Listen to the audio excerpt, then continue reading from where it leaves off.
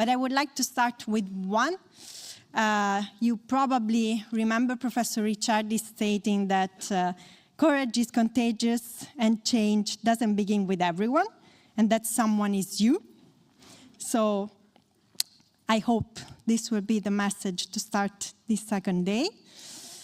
And I will not take too much time, but just introducing the first plenary of the day. And you know that the structure of the program for today, tomorrow, and Friday is with a plenary in the morning, a plenary in the afternoon, and then parallel sessions in between. So parallel sessions in the morning and parallel sessions in the afternoon. But we will have time to explain further.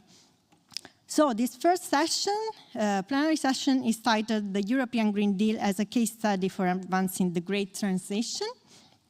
And I would like the moderator, Professor Yogi Hendlin, to join me on the stage.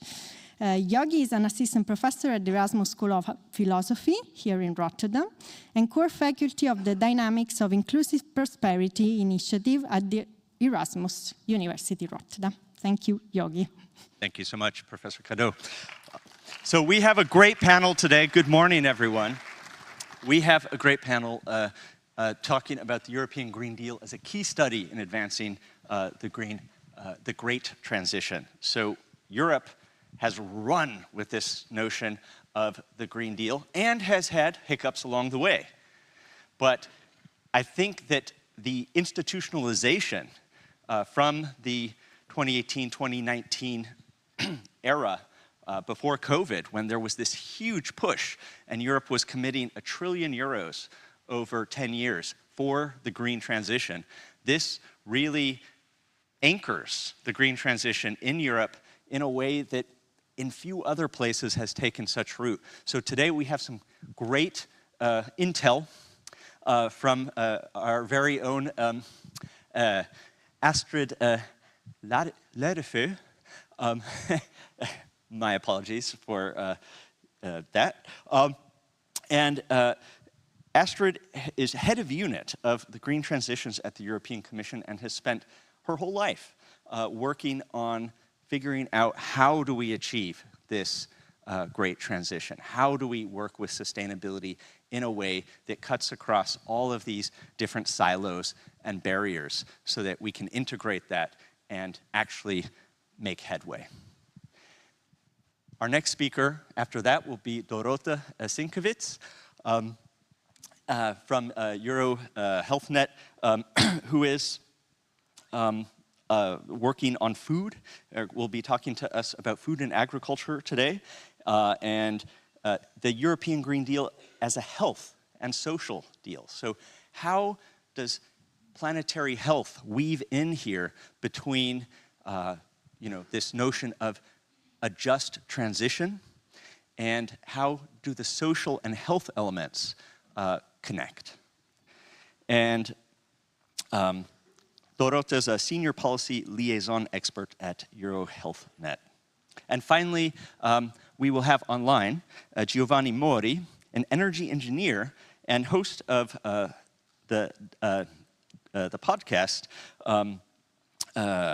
what is it called again? Yeah, Die Nieuwsdal, Planetary, who will be talking to us about some examples of the Green Deal in Europe, in different EU member states, and also why these states are taking this change. What are the movements and the common currents of also popular sentiment that's pushing this? How are we able to latch on to green populism, in a sense, in order to get momentum for really sometimes even boring, but absolutely necessary transitions such as insulation, housing stock, and other sort of unseen and unsung heroes of the Green Deal. So we're going to try to keep it on the short side. So that means we're welcoming all of your questions right here. So all of you have Slido, hopefully, accessible on your phone. It's slido.com, or you can just scan the QR code. And put in 1301454, and that will get you to this conference. And you can put in your questions in real time. Then we will have a panel discussion afterwards, which we hope will be the richest part that we can take home with us today. So without any further ado, please, Astrid.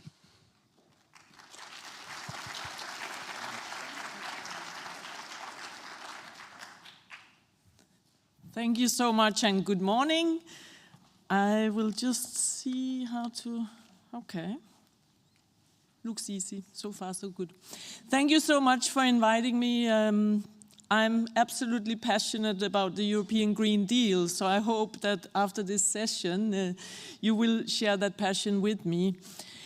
So as Yogi said, I've spent my entire career looking at green, many different angles of green, from climate to environment to biodiversity, and I'm now placed in the research and innovation space. But let's first go back and speak about the Green Deal. I want to just give a brief sort of catch up for those who might not be so familiar with it. The Green Deal was a policy strategy that we drafted in the European Commission in 2019, and or in 2019. It was Europe's strategy to really reach net zero, but it was just so much more than climate. And this is what was the interesting part, the systemic part, really trying to go beyond only looking at climate mitigation, but also looking at zero pollution, biodiversity loss, circular economy, climate adaptation, and so many other aspects.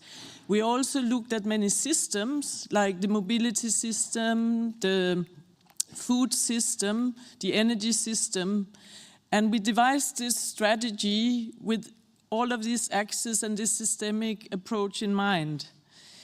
The Green Deal also stated that we are doing it while we would leave nobody behind. And this, I think, is one of the important things we will come back to also in the discussion, and maybe dwell in a bit on the social dimension when we also have the second presentation later. So, green challenges have been with us for a long time. And of course, a policy strategy done 5 years ago will not have changed fundamentally the state of the environment. But I really want to highlight that as we are monitoring and checking how the environment is doing in Europe, we are seeing both positives and negatives. And I want to really bring your attention to a report that was published last week by the European Environment Agency. It's called Europe's Environment 2025, because this report is a very big work done related to all the monitoring we're doing across Europe and beyond with also partner countries. And the report comes out every 5 years and really try to look at green from a systemic approach.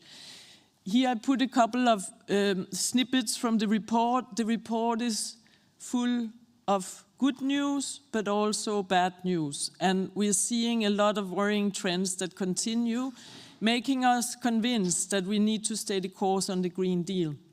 So, by the end of the previous Commission mandate, which was the previous Commission proposed the Green Deal, and we are now continuing with the Green Deal. But by the end of the first 5 years of the Green Deal, we have proposed something around 50 legal acts.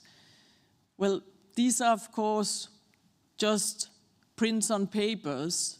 Without them actually being implemented and taken to the ground, we will not see progress. But I thought it was interesting when we were hearing yesterday the really inspiring presentation from Malaysia, because I thought in so many ways we are looking at things in very similar ways. And we need also policy papers and strategies, but then we need it to hit the ground. So in terms of hitting the ground, and as Yogi also alluded to, it's not been a very easy course implementing the Green Deal. What we have seen since 2019, as you all know, is a radically changed world. And some of these factors, like the geopolitical instability, the massive disinformation, specifically also targeting the green transition, wars across the world, resource competition, trade tension, all of these various factors are leading the EU to also take a renewed focus and focusing much more on becoming strategic autonomous, also focusing much more on defense, focusing much more on competitiveness. And this is where many people say, okay, you have to do one or the other, but you can't not have all the political priorities as high at the same time, so the Green Deal needs to go. But we are very convinced in the European Commission that doing the Green Deal and staying the course on some of the environmental objectives is absolutely primordial to actually also achieving more strategic autonomy and actually also becoming more competitive. So we are pushing ahead with the systemic approach. That means staying the course on the just and green transition, working to implement some of the many laws, but also in some cases adapting to the new realities that have hit us. We need to definitely focus more on the social dimension. This is something, the social and economic dimension are something that are not always regulated at the European level. This comes into how member states in Europe and regions and cities are also implementing the laws that we agree at the European level. And then some of the really inspiring things that we have realized in this new era, I would call an era of disinformation, is that Europe really wants to stand for science. We need science-based policies, and we are really trying to see how can we in Europe contribute to continuing having connected science, which is one of the reasons we also were really happy to be invited here, because I see it's very inspiring to meet so many scientists I've met already that are connecting from all over the world. So, in this new phase, what are some of the things that are important for us right now, what we have proposed? So, we have proposed a new Choose Europe for Science initiative. If you're not familiar with it, I really welcome you to have a look. The idea is really for Europe to also use our convening power in terms of linking people up. We will never have enough money to fund all the amazing research and science that is out there. We continue doing funding, but of course, what we can also do is bring people together. So we have this portal where scientists can go and look both for jobs in Europe, but also for other relevant, exciting science that touches on the areas that you may be working on. A second thing that is really dear to our hearts is the multilateral processes and continuing to move forward on having consensus on what does science tells us, for example, about tipping points. And for this reason, Europe continues to support both financially, but also very much in presence by participating in the Intergovernmental Panel on, for example, climate change, the Intergovernmental Policy Panel on Biodiversity, and also the International Resource Panel and so on. And another new panel is being created in the UN, which will focus more on chemicals and waste, and we are following that very closely as well. But then one thing that I think is quite unique, at least in Europe, is that at the European level, we also try to take a long-term perspective. So when we propose our budgets, it's not an annual budget, it's actually a 7-year budget framework. So the European Commission has recently put forward the latest proposal for the next framework program or for the next financial program, which will run from 2028 and 7 years onwards. And I just wanted to highlight that within that budget proposal, we have proposed a competitiveness fund of a very large scale, but we've also proposed a new Horizon Europe. Horizon Europe is today our research and innovation program, and we're proposing to double it because we are really convinced that science and innovation is going to help bring us closer to our aims and targets. The renewed focus also on competitiveness is something I wanted to flag. So we have proposed a startup and scale-up strategy. This is really important when we look at green transitions, because we see that in Europe, we have a lot of green startups. We have a lot of innovative people who come up with solutions on how we could actually crack some of the difficulties we have on biodiversity, on pollution, and others. But these solutions are not always brought to the market. These solutions are not always nurtured. And sometimes companies leave Europe and go away and get scaled up elsewhere. We want to focus on that in this coming period. So we have put forward this startup and scale-up strategy. And then we are also working on a number of upcoming proposals that you will see at least before the end of 26, which is a European Innovation Act, a European Research Agenda, and then what we call the 28th legal regime, which is to try to help, in particular, sometimes small companies that are innovative, that has good ideas, but that are finding it difficult to work across 27 different countries in Europe. I think I will stop my presentation here so we have lots of time for questions. Thank you for listening.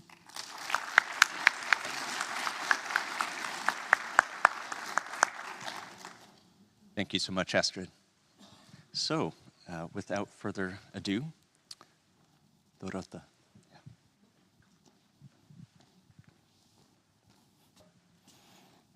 Thank you very much, Yogi and Astrid, for... is my presentation coming? Okay. Yes, there it is. Okay, fantastic. So, good morning, everyone. Thank you to the organizers for convening us here yesterday, today, tomorrow, and to the colleague from the DRTD for setting the scene on the European Green Deal. So clearly, I hope my job will be much, much easier. My name is Dorota Sienkiewicz, and I work for EuroHealthNet. For those of you who do not know EuroHealthNet, we are a partnership of public bodies, which are national and regional public health institutes and health promotion agencies, working across Europe to advance health, equity, and well-being by connecting policy, research, and practice, and taking it up to the minds, eyes, ears of the EU and national policymakers. My message today is going to be quite straightforward, and Yogi already kind of said it during the introduction. The European Green Deal can advance Europe's great transition only if we treat it also as a health and social deal at the same time. And I show what it means through a very concrete example that I've been working on with EuroHealthNet through the lens of food systems and food environments, because we think that that's where people feel policies like that very concretely on their plates and in their wallets. So let me set out how I'll take us through this. I'll do four things. First of all, I'll keep the focus on food systems and food environments as the human health lever of the Green Deal. Then I try to be explicit about the statement that the Green Deal can also be a health, and is, in our views, a health and social deal rooted in a well-being economy. That's another kind of concept, a kind of buzzword oscillating around, and intergenerational fairness, so that it works also not for today's populations, but also for those coming after us.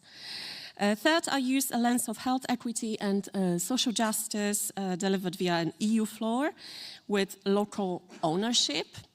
And then I keep coming back to the operating idea. We have to change the defaults. This is going to happen at the level of prices, places, promotion and procurement of food. Where smart and evidence-based regulation is a growth strategy, not a drag, not a red tape. And we need regeneration and transformation and not just some cosmetic tweaks as we fear might be coming our way. So with that lens, here is where we think food sits inside the Green Deal. So we see it as a platform where ecological, health, social, economic, technological, and demographic transitions meet. Food systems sit exactly in the center of those crossroads because they shape climate and nature. They drive or prevent many diseases, mostly non-communicable diseases. They affect jobs, productivity, innovation, and they are changing rapidly with data, AI, and shifting demographics. So to us, it really isn't just about food, just about nutrition. It's a systems question. So it's one of the most direct ways to rebuild trust across our societies and communities, because people experience it daily in schools, in workplaces, in their neighborhoods and communities. So Astrid already told us a little bit about Green Deal, European Green Deal, but with regards to the EU food policy, where are we now as part of this deal, and what has changed over the last term? In 2020, so just after the 2019, when Green Deal was launched, we saw a launch of the Farm to Fork strategy, which set the right direction, really, for fair, healthy, and environmentally friendly food systems. However, delivery stalled because of many issues that Astrid also mentioned: pandemic, cost of living pressures, the ripple effects of the war, farmer unrest, and fragmented instruments. All of them played a role in the fact that it kind of faded away.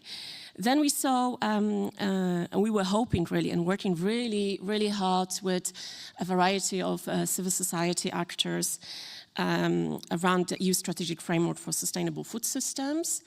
However, this one was also shelved, and with it a clear, coherent pathway for monitoring of the promised progress, and it all also faded away, unfortunately. So we don't give up our hope. We have now a new EU vision for agriculture and food since May this year that resets the narrative. But again, unless it's backed by binding levers and an equity consideration, so this social objective, social justice issue in it, we risk refragmentation, so we have to kind of step up, be present, be proactive. The lesson that I think is not to shrink the ambition. We have to keep the ambition. It's to fix the instruments and judge success by outcomes that people feel and can relate to.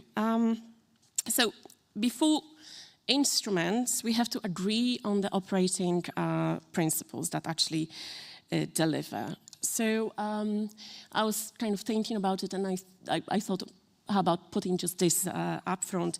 So 4 principles that would guide us towards this goal. So first, we have to tackle structural drivers.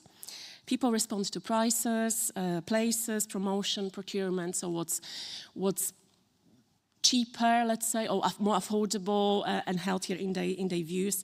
If we choose those, we will be able to shift outcomes at population scale and narrow inequalities. That's very important. And I think this plays well with the constant reminder that we hear, and Astrid also alluded to that. We hear, EU cannot dictate what people eat, how they live their lives, etc. It's fair enough, but EU can help nations and regions and cities shape the systems and environments in which those choices about food, etc., are made. So second, we have to recognize that regulation is a growth strategy. with clear, stable rules, we de-risk investment, spur innovation, not strangle it, as we hear as well. We raise productivity and cut avoidable health costs. And third, we have to move beyond silos. So we need coherent packages, not isolated measures. And last, we have to put justice up front here. So rights-based approaches, distributive and representational justice shouldn't be seen as a kind of afterthought, something nice to have, but really it is the preconditions for those policies to stick and be owned. So with those principles in mind, what problems are we actually solving? And the picture is very mixed and on many fronts not very bright, I have to say. So let me give you a kind of headline picture here. So on a planetary and climate, food systems are now the single largest driver of planetary boundary transgressions and account for at least 1/3 of global greenhouse gases. And that's what I read in the EAT Lancet Commission that came out just last week. Even if energy were fully decarbonized, food alone could still push warming beyond 1.5 degrees Celsius without change. So the EAT Lancet pathway, so diet shifts plus production and food waste reforms, has actually a potential to halve food-related emissions and avoid up to 15 million premature deaths a year. At the EU level, so the EU snapshot, and we kind of also heard it from Astrid. I also took a note of the great report that was published last week by the European Commission, the 2025 State of Environment in Europe. Europe consumes around 1.5 times of its biocapacity, and food accounts for about 1/3 of resource use, and agriculture here remains the main pressure on waters. So on the health side, we have only 12% of our adult population eating 5 a day recommended, so the fruit and vegetables.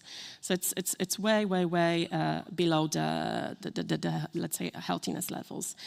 And a healthy basket of food is still unaffordable for many low-income households in Europe.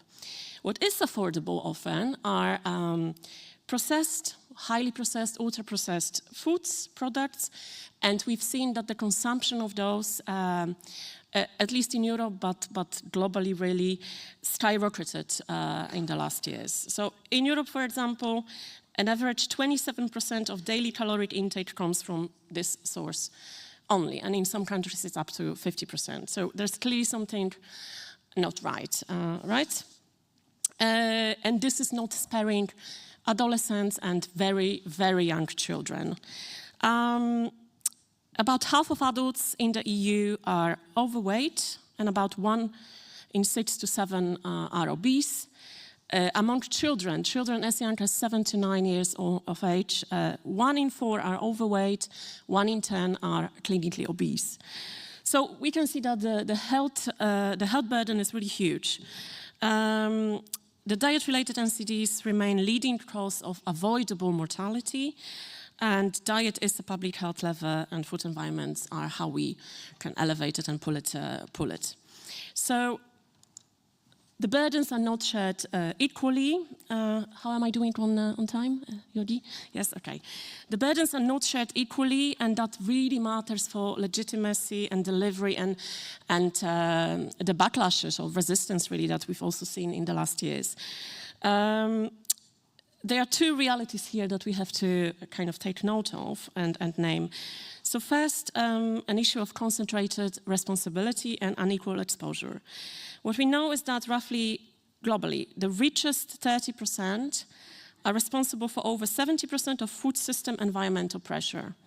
And adding the social to it, there's been a 3rd really nice publication that came out, I think yesterday, 2 days ago, the 2025 update of the Donut Framework of Social and Planetary Boundaries by Kate Raworth, I hope you know what I'm talking about, shows that the richest 20% of nations where 15% of the global population live contribute more than 40% of annual ecological overshot, whereas the poorest 40%, where 42% of the global population live, have to deal with more than 60% of the social consequences of that.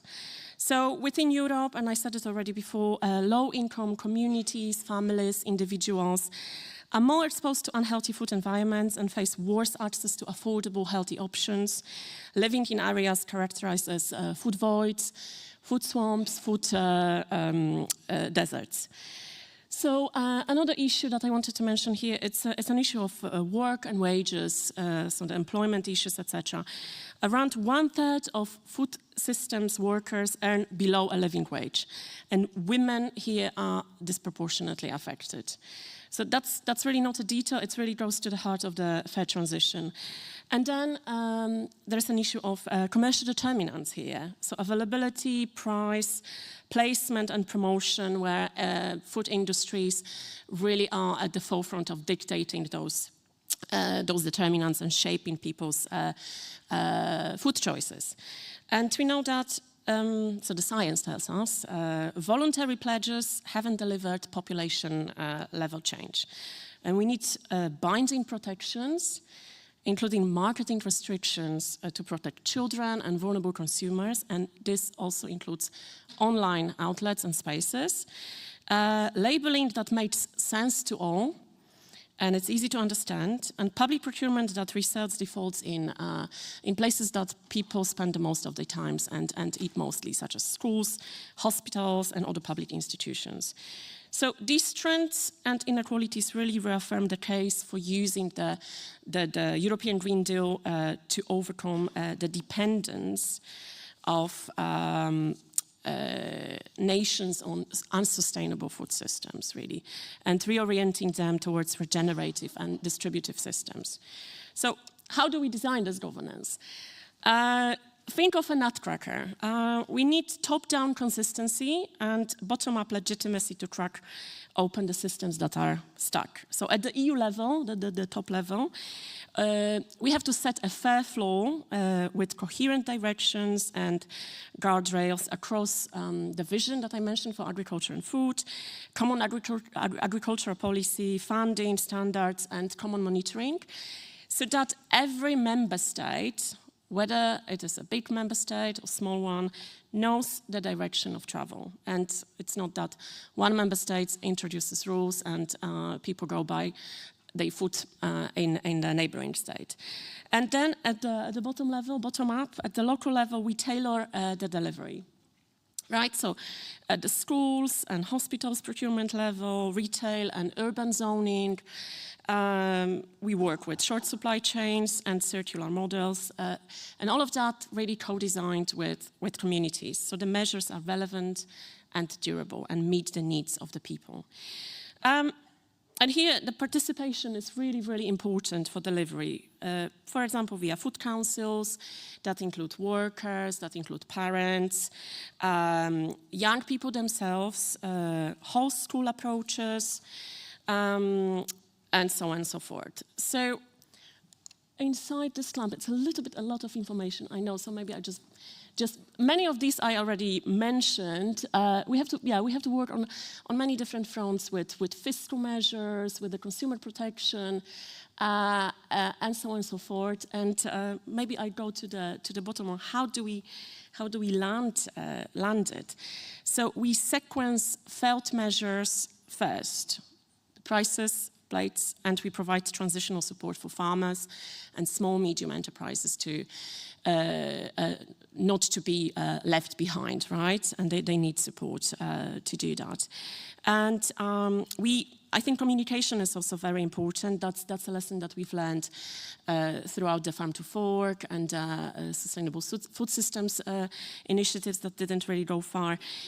We have to pre-bank common myths, really come strong with the science and protect it and protect civil society organizations that are active in the field but increasingly are faced with shrinking civic space for them being the voice of the people, of the affected populations. So what does it look like? I think I leave examples maybe for Giovanni later, because I think he will be probably more engaging and interesting. Just mentioning the top Horizon Europe project that EuroHealthNet is part of. We are working, it's under the big umbrella of transitioning towards healthy, sustainable, and fair food systems, so this triple win. Here, we still have about 2 years to go, so you can follow us. I'm happy to kind of share also information about where to find us. But there will be loads coming, and we hope to move the needle this direction.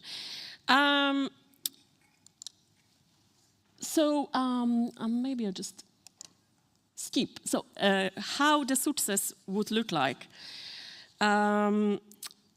If we say the Green Deal is a health and social deal, then the success test would be this. You know, are we lowering NCDs? Are we narrowing health gaps, restoring nature, bending emissions, and improving affordability simultaneously?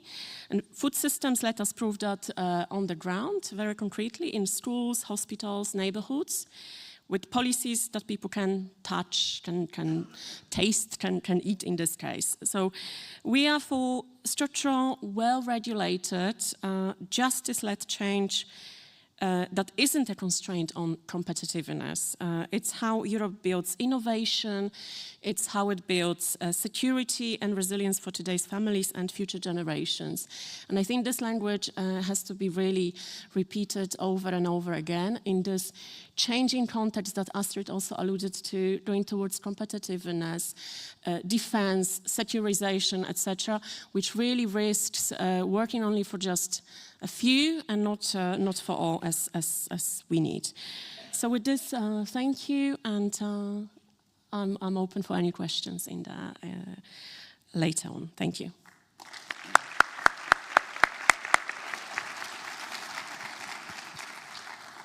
Thank you, Dorota.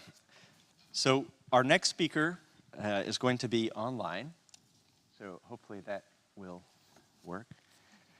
And please send in your questions for both of our speakers so far, because, yeah, you can upvote them as well. So the questions that you find to be most salient for this session will rise to the top, and we'll ask them first. Giovanni Mori, are you there? Yes. Welcome. Yes, I'm here. Welcome.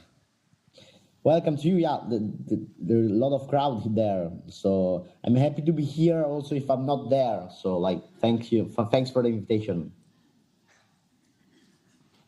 The floor is yours if you would like to share your presentation. Okay, I'm starting. You already told me I have like 5 hours to speak, so exactly. I saw your slide deck. Yeah, you have 15 minutes. Thanks. So welcome, everybody. Thanks again for the very interesting presentation. You already told a lot of stuff, and you already heard a lot of stuff from very expert people. So I'm trying to, to have some practical view on some issues. I'm an energy engineer. I'm sorry, but like also some, different stuff that maybe we usually don't see, and at very, high scientific level. For example, one thing that it's, I think, very interesting to say also, outside the bubble, it's that we already know what's happening since a lot of times. There is this sentence, what we are doing to the planet, degrading surfaces, polluting waters, releasing greenhouse gases at unprecedented rate. All of this is unprecedented in Earth history. There will be no profit for anyone if we continue to destroy our planet. This sentence that could be, delivered from some Greta Thunberg or Pope Francis, this is actually from Miss Margaret Thatcher, which is, maybe a little bit of surprise, but actually we already had that hard science in 1989 Montreal conference, probably, from, the ozone layer, we blocked it actually after that conference. And the point is, after those years, this problem became more political, or, some sort of division on how to solve this problem. Actually, this is a very, serious topic that we have to deal with. And I know I use this sentence to remember to us and maybe to other people that this wasn't a political problem until some decades ago. Also because, we already know the consequences. This is the place where I, started skiing and it's already closed. So we don't have to have my grandfather telling us the story of his mountains, but like I already have seen in my life, and I'm 32 years old. And the point is also the way we are showing the data. It's very important. This graph you already know, you already have seen a lot of times, but this one by Ed Hawkins, maybe you know this very interesting scientist who also delivered to us the climate stripes.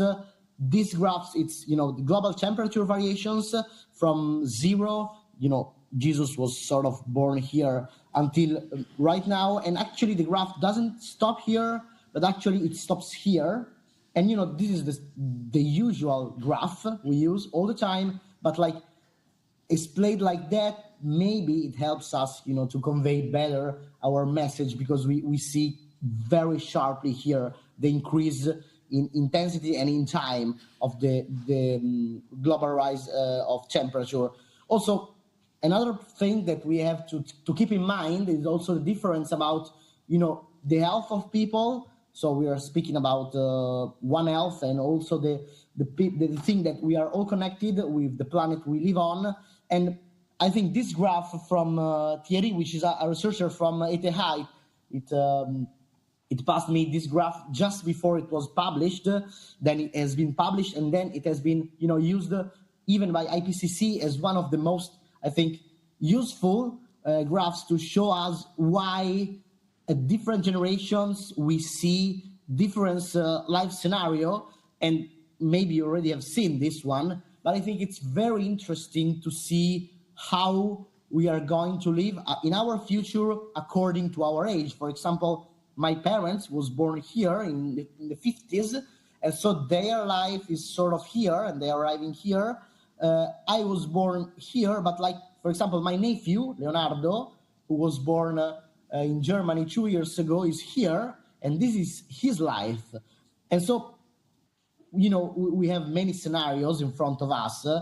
We can reach very high emission scenario, very low emission scenario, if we are going to be very good and brave. But like, in any case, they are going to face from 3 to 5 to 7 times the extreme events that, for example, the generation of my parents experienced.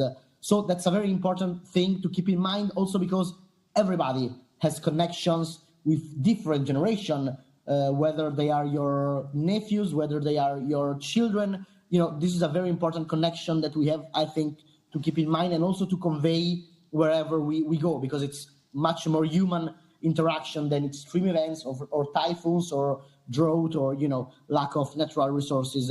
Also, actually, you already quoted before this very important thing that inequality, actually economic inequality, are a very strong cause of inequality in emissions. So this is a graph from Oxfam, one of the latest research from Oxfam, and it shows very well how the 1%, the richest 1% in the world, emits 15% of the emission. So actually it is the double of the 4 poorest billion people on the planet. Just before you were saying about the states, so we know the rich states, but actually this difference is quite valid also in our inner states. So for example, in Europe, which is one of the richest part of the world. So even in our countries, we need to face, social justice and environmental justice as we need to do it in the world. So it's a very important lens that we need to have if we want to be actually effective in the climate action, also because it's quite proven that when you face social justice and social injustice, actually your policies, for example, has a larger consensus in the average population. So what do we have to do to face this problem? We know we have a lot of solutions. I really like to to bring every time I can a project drawdown, which I don't know if you know it. This is actually not the latest version. There is one, which has been already reviewed in the last, I think, 2 years.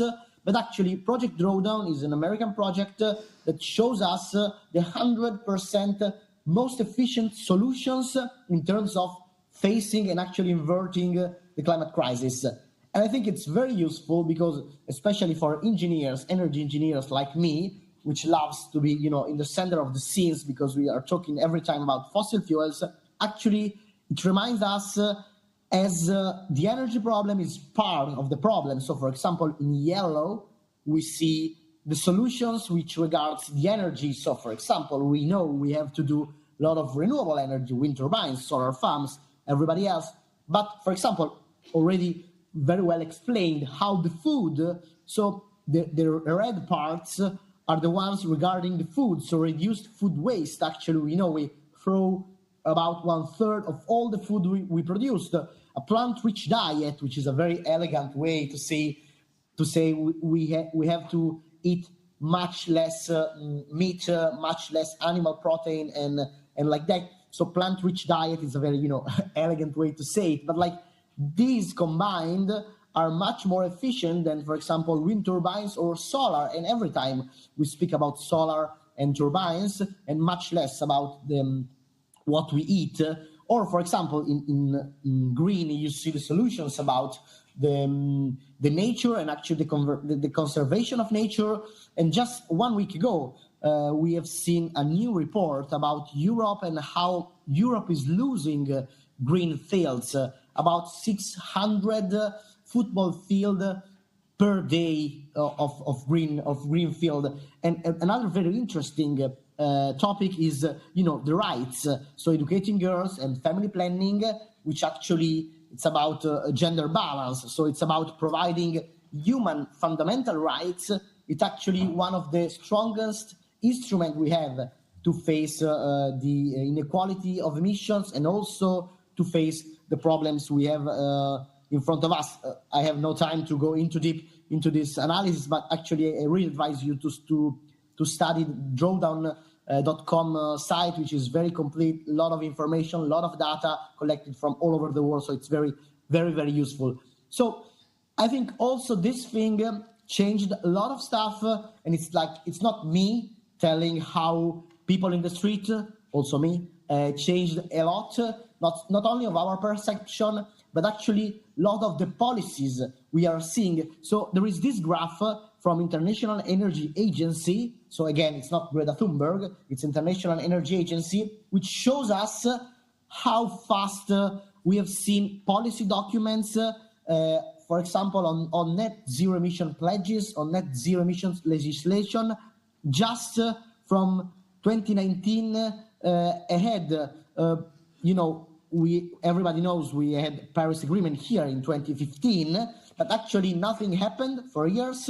And then just after a lot of people in the street, we have seen this very fast acceleration towards, zero emission pledges, which actually we are not respecting. That's very important to say. But actually now we have laws, now we have policies, now we have something that we are really, trying to put in reality. So that's a very interesting, correlation between the people we have seen in the streets and the actual action we are trying to succeed. And it's not, it's not useless at all to see this correlation between the consensus in the street and the policies, because actually politics works like that. We already said a lot of stuff about European Green Deal. I will, put some focus on these specific these specific fields. I'm an energy engineer, so it's about clean, affordable, and secure energy. Also, industry for a clean economy, energy resources, buildings. Obviously, everything is connected with zero pollution and toxic-free environment. One of the most important, implementation of Green Deal after the Green Deal. So in 2022, after the Russian invasion of Ukraine, it's REPowerEU. So the aim was to phase out dependency on Russian fossil fuels and actually has been quite an interesting, way to accelerate clean energy transition and in general to diversify energy sources. So what we have seen in the last years, it's very interesting, especially in Spain, where we can see from this graph from Ember, which is a think tank, actually a UK think tank, especially on the price. So Spain has reduced of 75% the affection of fossil fuel in the energy price. So they put in place a lot of renewable energy, and on top of that, they separated the price from fossil fuel energy with renewable energy, so to increase a lot. Actually, it is quite more convenient if you are consuming green energy, and that's helped a lot the country to develop their green infrastructure. And also, if you see the price of energy in many European countries has increased a lot. In the last 6 years, Spain is the one who increased this the least, just because of these policies. So actually, it is, in the Green Deal, and especially thanks to REPowerEU, this plan has been really, really developed in Spain because of these two measures. Also, maybe not so, not so famous, this one, but Hungary, which is a country with its own problem about many, for example, rights on some level, obviously, but it's a very interesting case because it's actually provided the most rapid growth of photovoltaic energy in the world. So actually, really faster even than China or Greece or other countries, because they started from 4% and they arrived to 25% of photovoltaic energy in the energy mix just in 5 years, actually. So it's very interesting how also countries that are not starting from a very good, actually starting from the bottom now they're there. So it's very interesting also in an international point of view. Pakistan, for example, did something like that, very interesting, also because, the gas the gas price skyrocketed in the last years. Also, for example, Germany, we already know that Germany was starting from a very interesting point of view after in the last 20 years, but actually just in the last 3 years they added 4 gigawatt more of energy, and that's also allowed to reach 62% of renewable energy in the mix. We actually didn't see the effect on the prices because the cost of energy and the prices of energy are quite different, but obviously it's a very interesting example also because they decided to shut down nuclear. We know it very well, and at the same time they succeeded in reduce the emissions and also to clean the energy mix. Another very interesting policy from EU, it's the ban of new combustion engine vehicles from 2035 onwards, and this helped a lot to push the selling of electric vehicles quite everywhere, and we really this is United States in red and Europe is in blue, and actually we've seen a skyrocket growth of electric vehicles sold also because of this policy. And right now you have also some automotive producer which are defending this choice, while you have others which are very very against this decision. But actually it really oriented the system. Also this directive, right to repair directive, which provided a lot of rights to the consumer, so your products needs to be replaced or repaired before then replaced, so to avoid a lot of electric waste. I think it's a very interesting example of EU showing the world in some very specific cases what we can do. We have a lot of stuff needs still to be addressed, but I'm already out of time, so very fast. We still have a lot of social conflicts on renewable energy, so we need the producer of clean energy to show the benefits to the communities in which they are putting the plants. Actually, we risk not to have them accepted by the communities if they are not sharing the benefits. Also, we need much more social justice in building renovation. because, for example, this Italian example of super bonus 110 was very useful to retrofit houses, but actually was easier if you have your single house, if you're your villa, to retrofit instead of your flat, your condominium. So obviously we need to start addressing these environmental problems from the most fragile part of the population. Also, I think we need much more of deliberative democracy. So we need to share and we need to facilitate a lot of processes, a lot of democracy processes around the cities, around the regions, especially in rural regions, to share these decisions so that we can involve people. They feel really involved and not just top-down decision, but that was already said. I think I'm done. Yeah, I'm done. Have a good climate crisis, and just remember that the beers, it's really at risk for climate crisis. So if Thank you, Giovanni. For your son, do it for the beers. Great. Thank you so much to all of our presenters. We have 26 questions and about 30 minutes. So I'm not sure if we're going to get through them all. But first, if we can keep answers as concise and deep as possible. But I just wanted to ask first if any of the presenters had questions for each other from each other's presentations. Otherwise, I can dive into the list. Okay, great. So one thing, Astrid, that you mentioned, which I thought was very interesting, and Dorota, you did as well, is that this notion of systems, of planetary health systems, do not need to be at odds with competitiveness, security, resilience in our new climates, the new sort of threats that Europe and the rest of the world faces in a post-COVID disinformation, security-focused world. And I thought that this was really an interesting way of reframing what threats are.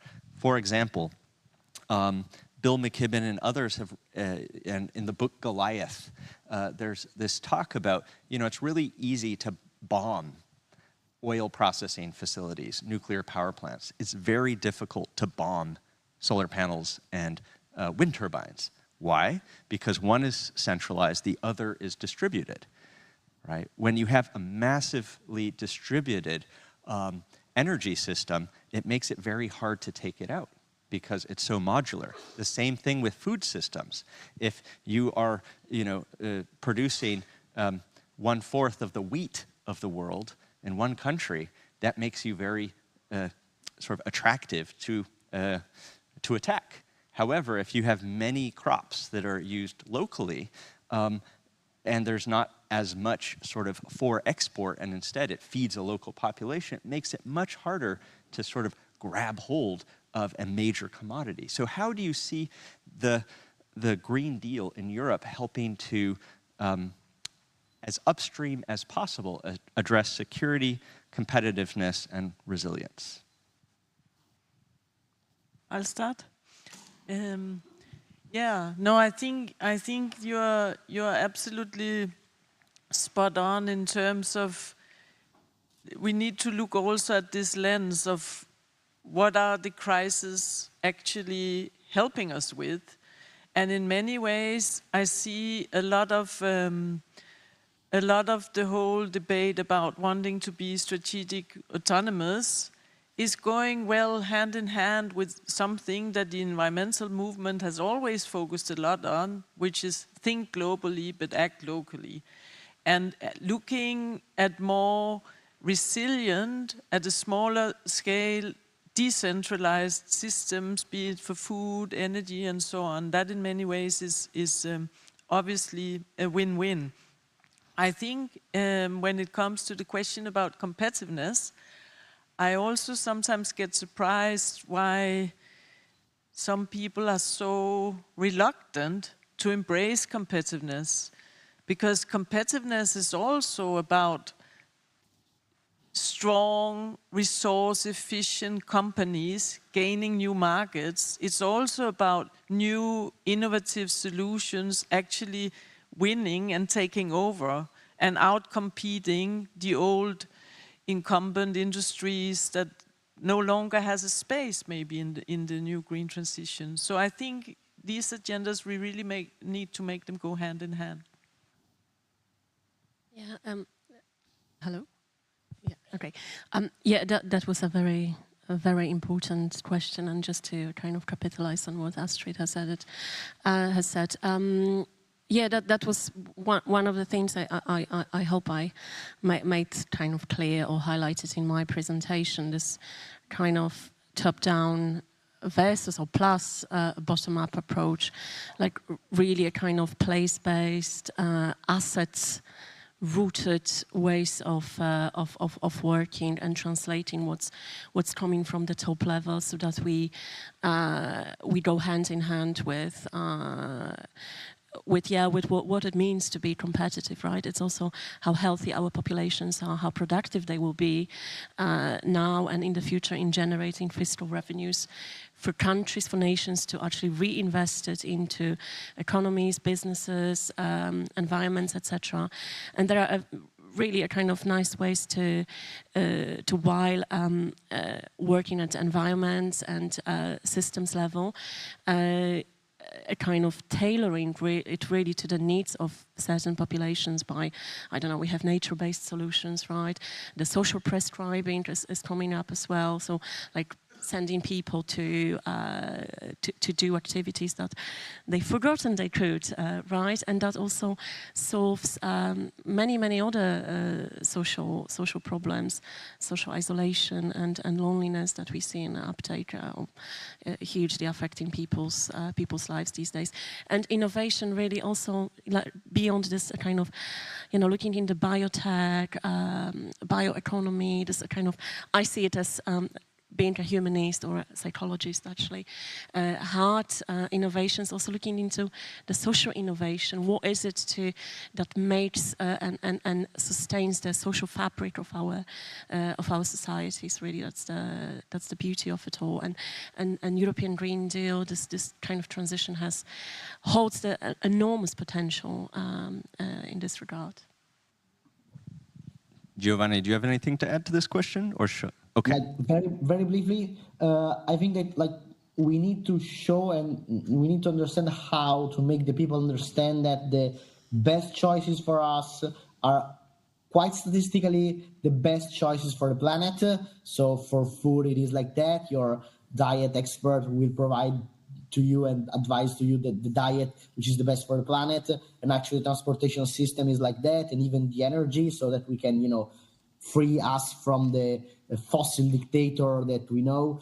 Like, the point is, if we are able to show and to touch the benefit from that, I think that will become very easy. But we need to be able to make the people understand in a very easy and concrete way. For example, I speak about energy, the benefits of this transition, or it will be always seen like this very high and, this professor stuff, which doesn't affect us. Great, thank you all. So our number one highest voted question by Sailesh Rao is the following. A fiat currency system encodes growth as a master objective and consumption and commodification as social logic, which are incompatible with planetary health.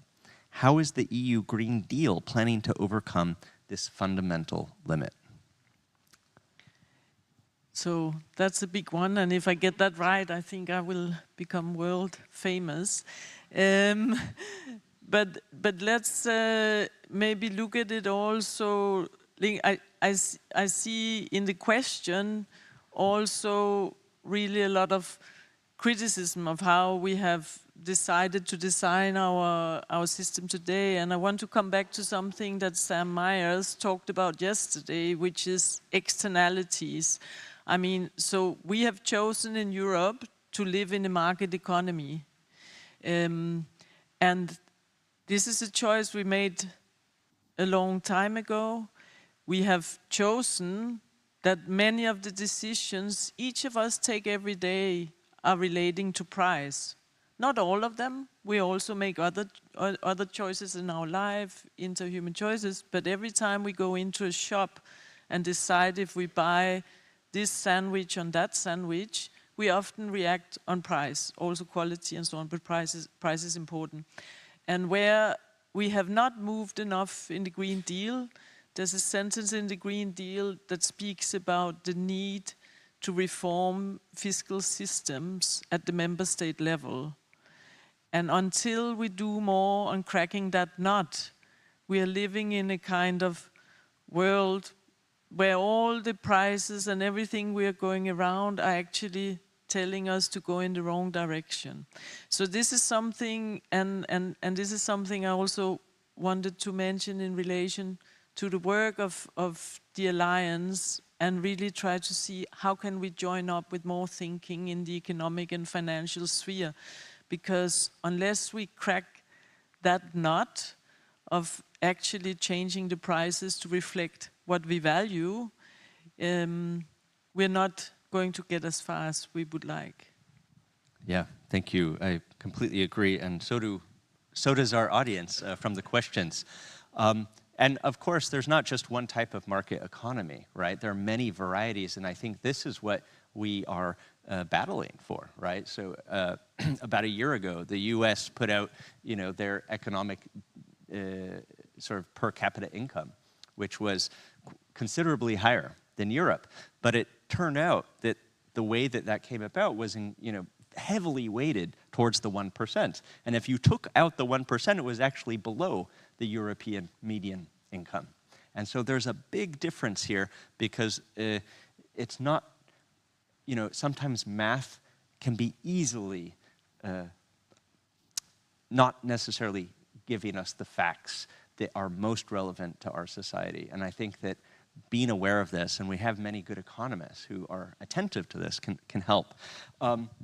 So a couple questions that talk about this particular question include, for example, the Green Deal has to get out of the growth logic and into a care economy. There is good research from Tim Jackton about the care economy as the center of our life.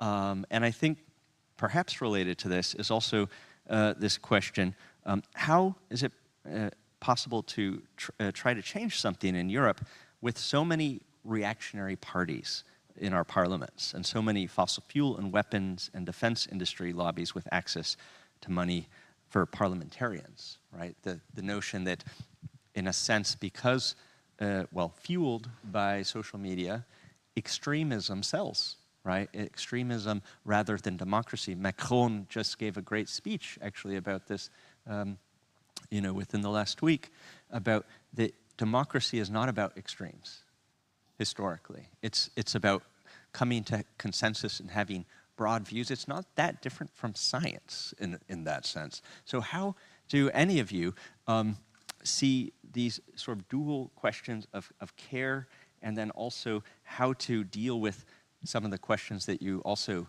raised, Astrid, about sort of the, whether it's fake news or disinformation? Yeah. Well, I think that it's easy in this kind of very polarized world we're living in, and to say they and us, and this whole situation that is happening globally now with also wars is something that, of course, forces humans to take side.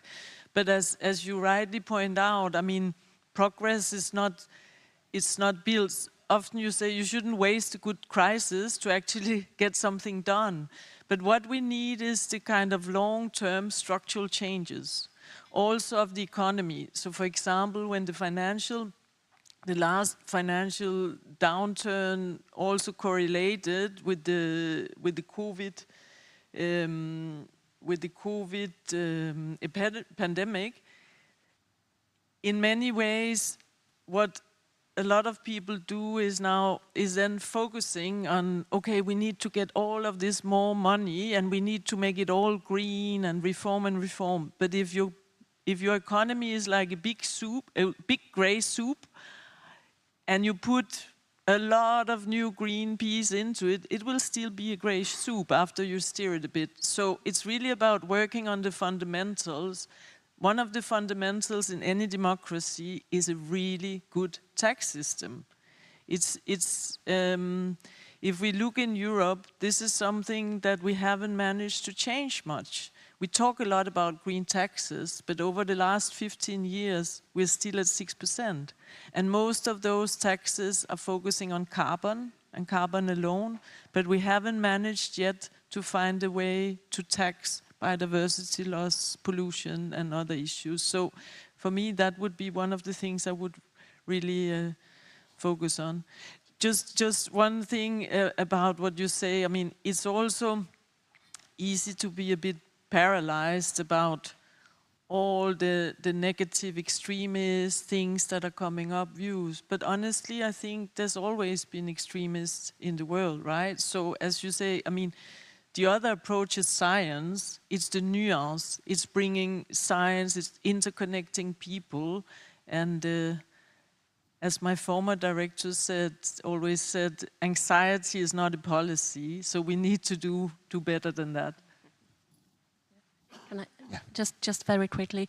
Yeah, I agree. Building coalitions, solution-oriented coalitions that keep on working, reinventing, reimagining of how and how it could be done, and what the end goal could be with everybody who's willing, right? As scientists, you need everybody on board is really important, and that's what I mean. Just speaking purely from the, let's say, EU perspective, working in Brussels, just maybe to respond a little bit to the question on like increasingly hostile legislative environments in the European Parliament, for example, just very concretely, you know. How we overcome it, it's precisely by building coalitions, special interest groups that are interested in continuing working on, I don't know, reducing health inequalities, working on the NCD's risk prevention, environmental issues, etc. Joining forces with, you know, not just staying in an isolated bubble as a public health community, but joining forces with the green groups, right? There is a Green 10 in Brussels. They have exactly the same problems, and we're just trying to kind of work at the kind of higher ground on what can be done, and yeah, staying realistically optimistic, let's say, what can be done really, and picking the battles right, and collaborators and facilitators and convening spaces, and just being willing to listen, including listen to the industry, like for example working in the commercial determinants of health space. There are many great industry actors that want to do good and well, just need some elevating and enabling space to be able to do that. And on the taxes, yeah, I couldn't agree more. And we've seen very similar, let's say, pushback in the field of health taxes, the food taxes in certain countries. But there is so much that we can learn from really all the regions of the world, like South America, Asian countries that were able to kind of move on that and keep it and nurture the space. We have few great examples in Europe, but I think it perhaps could be kind of shared a bit more. Yeah. Absolutely. Giovanni, would you like to contribute to that? Yeah, I'd try very quickly. Like first, you already quote Tim Jackson, but like it's really full of scientists which are really, solid on post-growth. I'd like more post-growth than degrowth, because we already have grown a little bit already. I'm not much tall, but like it's not bad to grow a little bit and then reach an equilibrium. And it's very easy. I always do this example. If you are growing tall and tall and tall, if you are growing much than 2 or 3 or 4 or 5 meters, you're not passing out, that under the door would be, you are sick if you are growing forever. And everybody, understand this example. And that's the same thing we have to do with our economy. We need to, grow a little bit, and then we need to change the way we grow, or we transform our economy. I think the care economy, it's really, a good example. Also, Jason Hickel, also other people really developed the point at which people are at the center and not GDP or other very stupid indicators that doesn't tell us very much. And about, extremism and, the thing we need to face right now, I think it's there is much more public debate about, for example, the power that very few people have right now, even to mine our democracy, okay? And I think it's also about social media, also about, who bought X Twitter, or ByteDance, so TikTok. I think this public debate must be, carried out and carried on, also because, our economy must, and not enlarging the inequalities.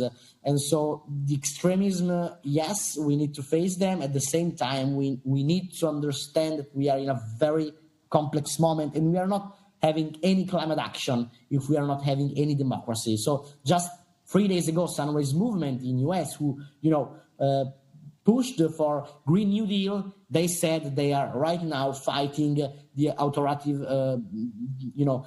Trump, and especially the security discourse of Trump. So I think we need to put some attention there also, because we are not having any climate action if we are not having democracy. Thank you, Giovanni. We have 3 minutes left, and, well, now 33 questions. Thank you all. So I thought there's a big question, maybe, Astrid, if you could quickly answer it, and then we can maybe, I can say a couple of the questions, and then just last words from everyone. So there was this question: I thought the Green Deal has been replaced by the Clean Industrial Deal. The focus seems to have shifted to industrial policy, but it hasn't been mentioned yet. What are your views on the Clean Industrial Deal relative to the Green Deal? Thank you. Yeah, that's a question actually we get quite a lot. I mean, we see the Clean Industrial Deal as a part of the Green Deal. I mean, we set the Green Deal out in 2019, and as I mentioned, we have put on the table and have managed to adopt around 50 legal acts around it. Now these legal acts have to, go their course, be implemented, be taken up at all levels.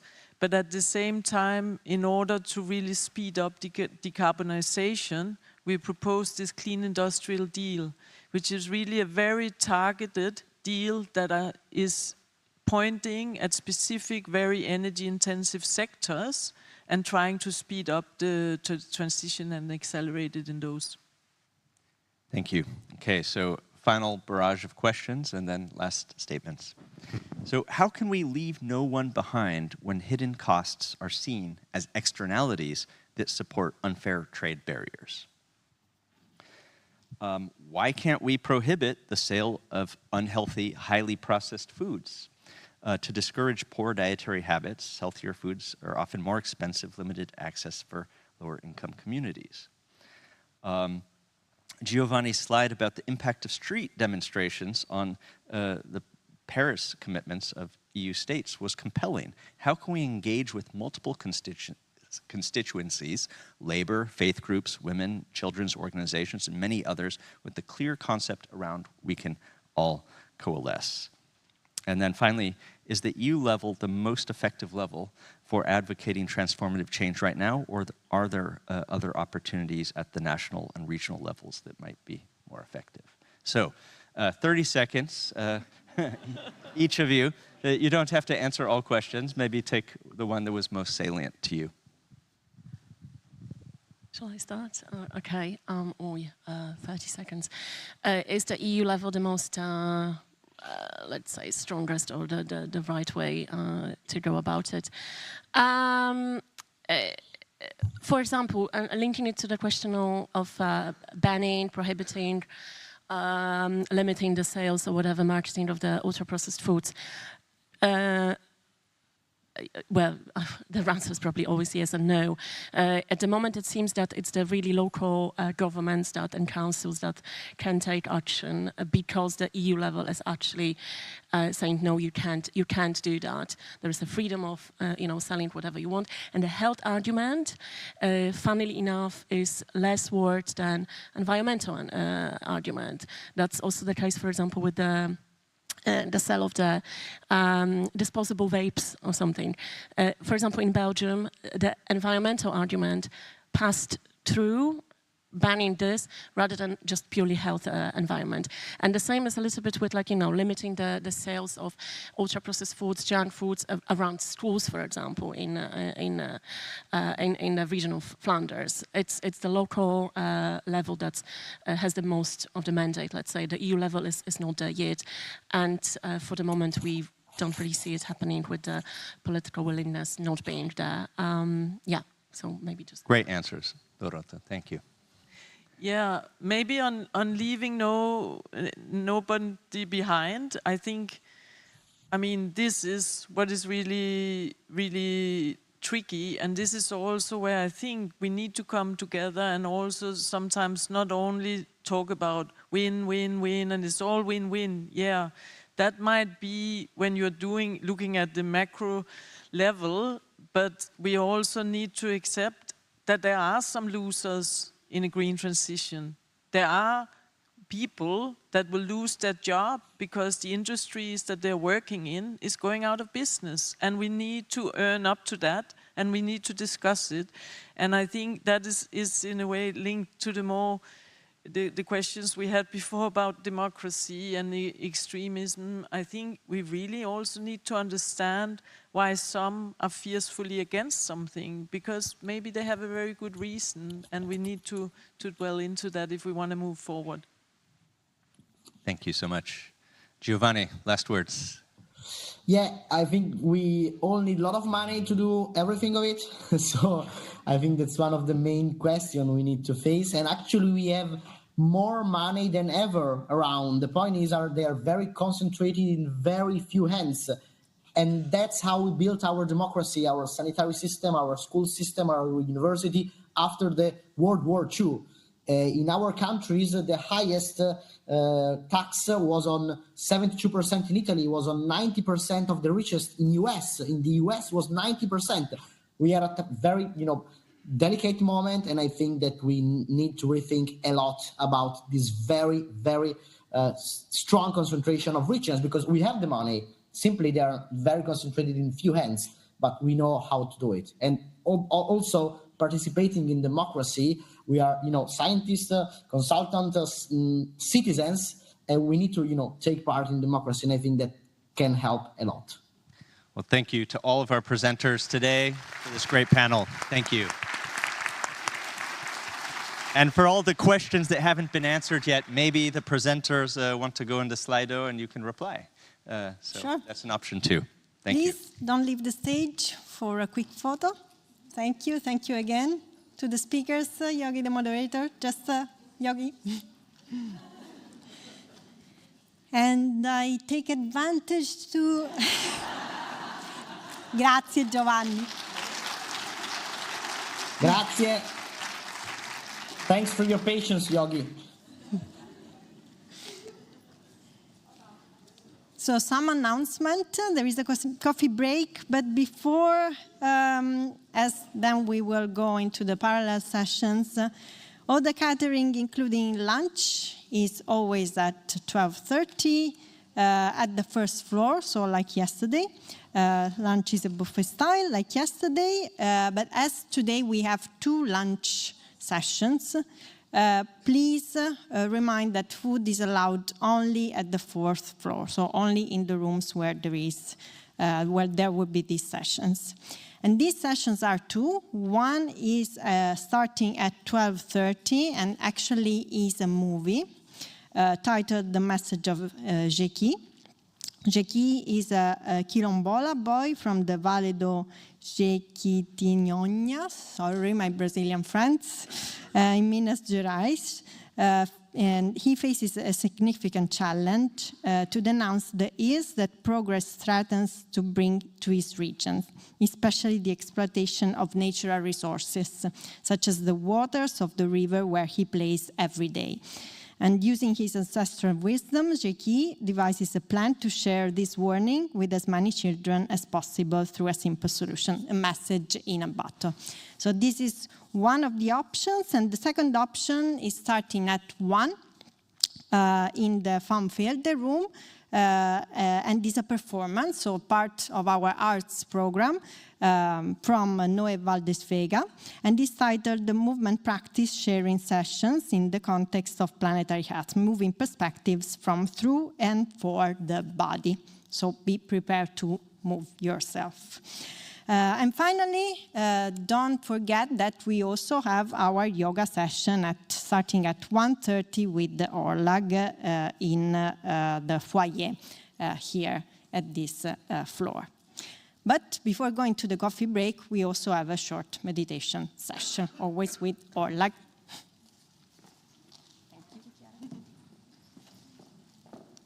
Good morning, everybody. So after such wonderful insights into the future of Europe, just before we break for coffee, I invite you just to join me in a little bit of grounding and reset to let that new knowledge embed. And I invite you just to close your eyes. I would let the hands sit open in the lap. And we'll just turn the volume down on all our busy thoughts and worries this morning and just focus and listen to the sound of the breath, just observing that breath sound as it enters through the nose and out through the mouth. Each breath a little bit longer than the last as you begin to relax. Just listening to that rhythm, like the ebb and flow of the waves on the shore.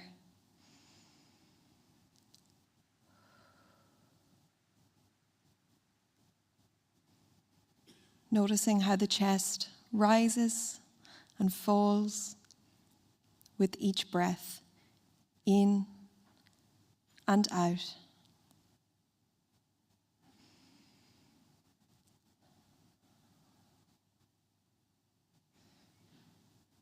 Noticing your heartbeat pulsing steadily in your chest, coursing life through your body in gentle rhythm with the breathing.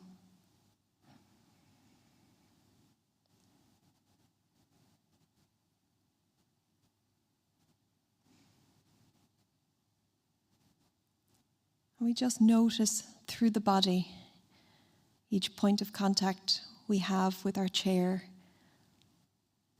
and the floor. We just scan, starting from the head. How do we feel in the head, the neck?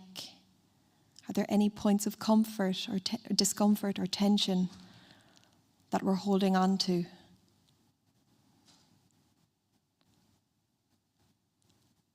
How about the shoulders, the back, the hips, the legs, and the feet? If there are any points of discomfort or tension, we just let it melt away with the breath out.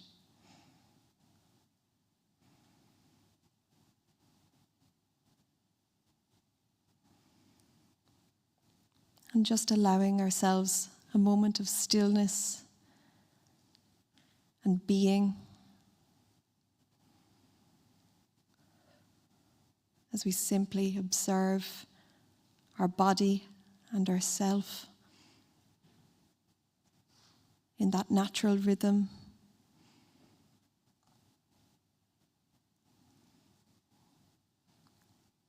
If any other thoughts enter your head, just allow it to pass and return your attention to the sound of that breathing.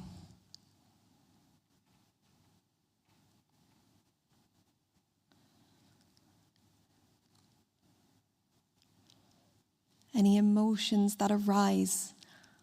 Allow yourself to feel them. Label them. Name them.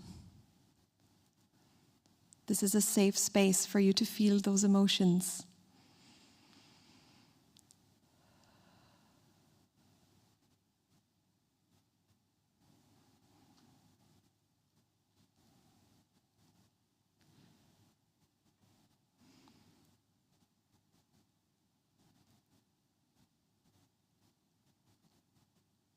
Still observing that breath, steady and slow, in and out.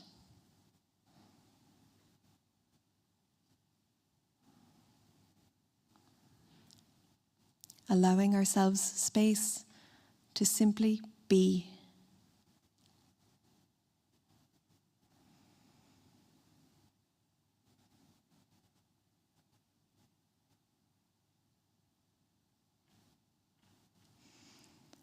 And we allow ourselves a sense of gratitude for being here today, for looking after the mind for just a moment, and for the learning and knowledge we'll receive later.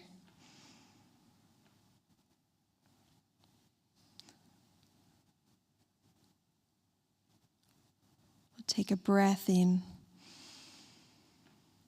and out.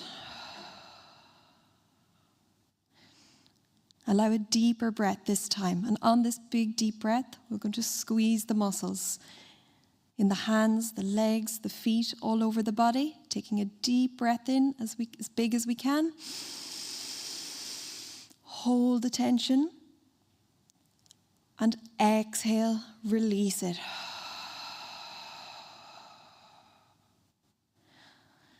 And one more time, take a deep breath in, squeezing all the muscles in the body that you can. And on our final exhale, we release any last bit of tension, stress, worry. Let it flow into the ground. And in our own time, we can slowly open the eyes, come back to the room, come back to the moment. Allow ourselves to move the wrists, the hands, feeling energized and renewed.